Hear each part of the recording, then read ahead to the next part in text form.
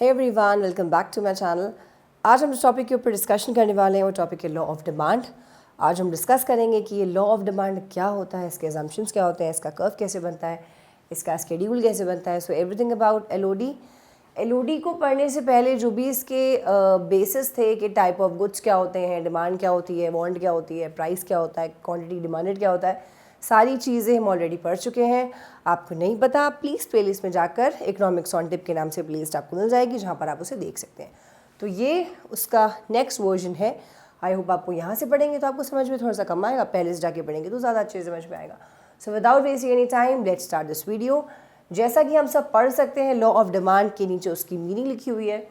LOD's law of demand is based on law of DMU, that is law of diminishing marginal utility, क्योंकि हम ये भी पढ़ चुके हैं पहले, सो इसलिए मैं आपको यहाँ पर ये नहीं पढ़ा सकती because it is already a very very lengthy topic. तो लॉ ऑफ डिमांड हमारा पूरा निर्भर करता है law of diminishing marginal utility के ऊपर। ओके, आपने जो भी इसमें पढ़ा वो सारा इसके ऊपर डिपेंड करता है। Okay, it states the relation between price and quantity demanded, QD। Okay, इस एक लाइन में देखने में तो बहुत सिंपल सी लाइन है, but it has a very deep meaning.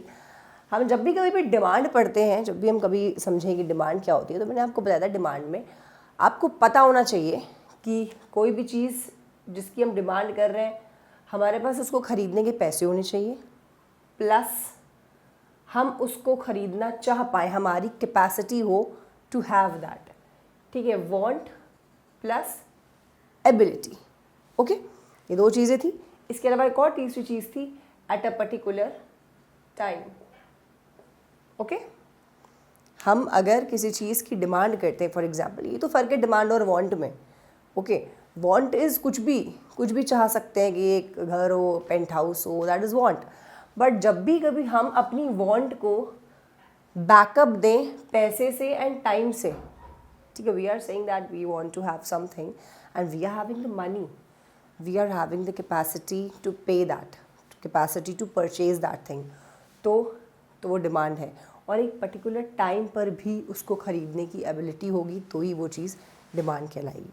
Okay, तो यहाँ पर हम पढ़ते हैं the relation between price and quantity demanded. Law of demand में हम ये पढ़ते हैं कि प्राइस किसी भी चीज़ का, उसका दाम और उसकी demand. Demand is again including these three things, money, उसको ख़रीदने की want and at a particular period of time.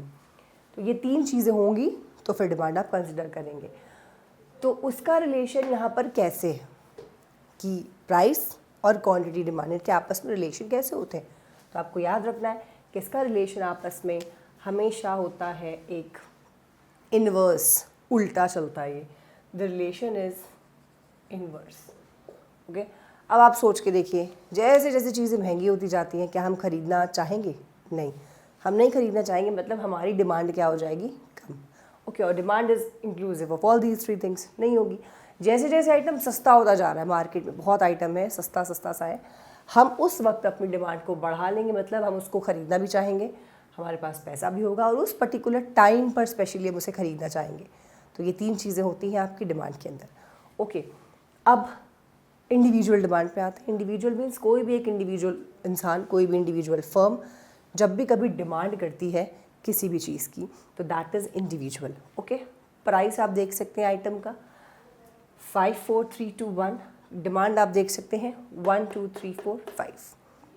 उल्टा हो गया, प्राइस इज़ 5 रुपये। जब सबसे हाई प्राइस था तो डिमांड सबसे कम लेते हैं लोग, ज़्यादा महंगा नहीं लेते। फिर थोड़ा सा सस्ता हुआ तो थोड़े लोग और आए ख़रीदने, फिर थोड़ा सा सस्ता हुआ दाम, फिर थोड़े से लोग और आ गए, फिर थोड़ा सा दाम और कम हुआ और लोग आ गए, और जब दाम सबसे कम हो गया तो सबसे ज़्यादा डिमांड उस चीज़ की हो गई। ठीक है, मार्केट में आप सोच के देखिए, टमाटर महंगे मिल रहे हैं तो हर आदमी टमाटर अफोर्ड नहीं कर पाएगा, टमाटर की डिमांड कम हो जाएगी। टमाटर सस्ते मिल रहे हैं तो जो लोग नहीं भी पहले अफोर्ड कर पा रहे थे वो लोग भी उसे खाने लगेंगे। सो वेरी सिंपल, बड़ा ही ईजी सा रिलेशन होता है प्राइस और QD का। जैसे जैसे आपका प्राइस बढ़ेगा वैसे वैसे आपकी क्वांटिटी डिमांडेड कम होगी, जैसे जैसे आपका प्राइस कम हो जाएगा वैसे वैसे आपकी क्वांटिटी डिमांडेड हमेशा बढ़ जाएगी। अजम्पशंस, असम्पशन मतलब ये होता है कि जब भी कभी हम लॉ ऑफ डिमांड पढ़ रहे हैं या कोई भी हम लॉ पढ़ रहे हैं तो उस वक्त हमने इकोनॉमी में क्या अज्यूम किया, हम क्या मान के चलते हैं कि क्या हो रहा है। तो लॉ ऑफ डिमांड जब अभी हम पढ़ रहे हैं तो हमने ये माना हुआ है that there is no change in income, कि हमारी इनकम में कोई भी चेंज नहीं है। क्योंकि अब आप सोच के देखिए, अगर 5 रुपये का था, ठीक है, और हमारी इनकम ज़्यादा होती तो ज़रूरी नहीं है कि हम 5 पे, हो सकता हम यहाँ पे आ जाते, खरीद लेते ज़्यादा, ठीक है। इसलिए we have to assume some things, जो कि हम इसको पढ़ने से पहले अज्यूम करना ज़रूरी समझते हैं। तो हमारी इनकम जो है वो स्टैग्नेंट है, चेंज नहीं होगी, क्योंकि बढ़ती इनकम के साथ हम डिमांड भी बढ़ा सकते हैं, which is always possible. Second is normal good is considered. जो एक नॉर्मल गुड होता है, हमने पढ़े थे नॉर्मल गुड्स क्या होते हैं, इनएक्सपेंसिव गुड्स क्या होते हैं, गिफन गुड्स क्या होते हैं, वैसे ही आपने नॉर्मल पढ़ा था। Normal is a very normal good, जो इनकम के साथ बढ़ती है हमारी डिमांड तो उसको बढ़ा भी लेते हैं, तो ये हो गया आपका नॉर्मल गुड। यहाँ पर हम जिस भी गुड को कंसिडर करें, that good is normal. Third is no change in population size. हम ये मान के चलते हैं कि आपके देश की पॉपुलेशन का जो भी साइज़ है दैट इज़ सेम, वो साइज़ चेंज नहीं होगा। Last is no change in price of related goods. Price of related goods जो भी हैं, जो अभी हमने पढ़ा था ना आपका कॉम्प्लीमेंट्री एंड सब्स्टिट्यूट गुड्स, उनका जो दाम है दैट इज़ ऑल्सो स्टैग्नेंट, वो दाम भी चेंज नहीं होगा। अब इन चीज़ों को स्टडी करने के बाद अब हम अपने टेबल और अपने स्केड्यूल पे आ जाएंगे, स्केड्यूल और अपने ग्राफ पे आ जाएंगे। तो ऑन ओ वाई एक्सिस आप देख सकते हैं, हमने एक ग्राफ बनाया, O X axis, O Y axis. O X axis पे हम मेजर कर रहे हैं quantity demanded, okay. O Y axis पे हम मेजर कर रहे हैं price, okay. Price is 5 4 3 2 1, price को डॉट्स लगाया, 5 4 3 2 1। Quantity demand is 1 2 3 4 5, O X पे क्वांटिटी डिमांडेड है तो 1 2 3 4 5, ओके। अब क्या होता है, अब हम इसे ज्वाइन करना शुरू करेंगे। अब आप देखिए 5 प्राइस पे एक क्वांटिटी डिमांडेड हो रही है। अब हम यहाँ पर देखते हैं, जब हमने 5वें नंबर पे प्राइस पर कितनी क्वांटिटी डिमांडेड से टच करवाना है, 1 से, तो हमने यहाँ से लेके यहाँ तक इसको मैच करा लिया, ओके। सेकेंड आप देख सकते हैं 4, जब 4 रुपये पे 2 यूनिट्स की क्वांटिटी डिमांडेड थी, तो 4 रुपये से 2 यूनिट की क्वांटिटी डिमांडेड हमने लाइन ड्रॉ कर ली।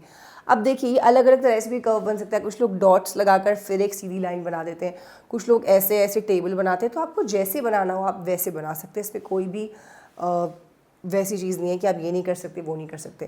थर्ड इज़ तीसरे यूनिट की क्वांटिटी डिमांडेड हुई थी जब 3 रुपये का दाम था, तो 3 रुपये के दाम पे जाएंगे और तीसरी क्वांटिटी डिमांडेड पे जाएंगे, इसको ज्वाइन करा देंगे, ओके। फोर्थ इज़ प्राइस 2 रुपये, क्यूडी 4 रुपये, तो प्राइस 2 रुपये पे गए, क्वांटिटी डिमांडेड 4 रुपये पे गए, डॉट लगाया, ज्वाइन कर दिया।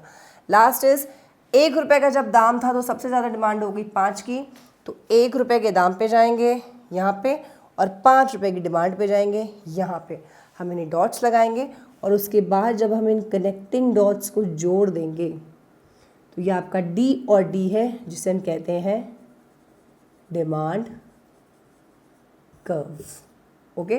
D D is your demand curve. अब आप देखिए डिमांड कर्व का स्लोप कैसा है, क्या ये फिसलता हुआ स्लोप है, नीचे जा रहा है ऊपर जा रहा है? Yes, it is downward sloping, ऊपर से नीचे यूँ आया है, ओके। नेगेटिव स्लोप्स को नेगेटिव स्लोप भी बोलते हैं, क्योंकि नीचे जाना इज़ ऑलवेज नेगेटिव, तो डाउनवर्ड आ रहा है इसलिए नेगेटिव स्लोपिंग है, एंड नीचे जा रहा है, okay. So this is your demand curve. So this is all about your law of demand.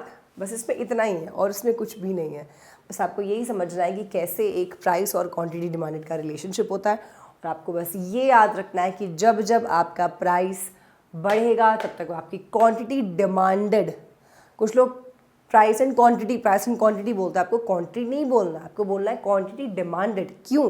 क्योंकि ये जो डिमांडेड हम होता है ये हम टाइम के साथ लेकर चलते हैं कि उस पर्टिकुलर टाइम पे क्या डिमांडेड थी, ऑल राइट। और डिमांड में ये 3 चीज़ें इंक्लूड हैं, देयरफॉर यू हैव टू से क्वांटिटी डिमांडेड, ठीक है।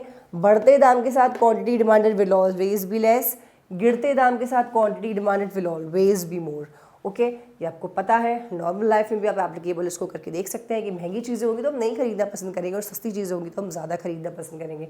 अब ये इतना सिंपल सा आपका टेबल है, उतना ही सिंपल सा आपका कर्व भी है, बस आपको ज्वाइन करना है, this is D, this is D. अब क्लियर, जैसे हाई प्राइस था तो डिमांड सबसे कम थी 1 यूनिट की, जैसे जैसे जैसे जैसे आपके दाम में गिरावट आई ना, 4 5 3 2 1, हमारी डिमांड वैसे वैसे बढ़ गई 1 2 3 4 5।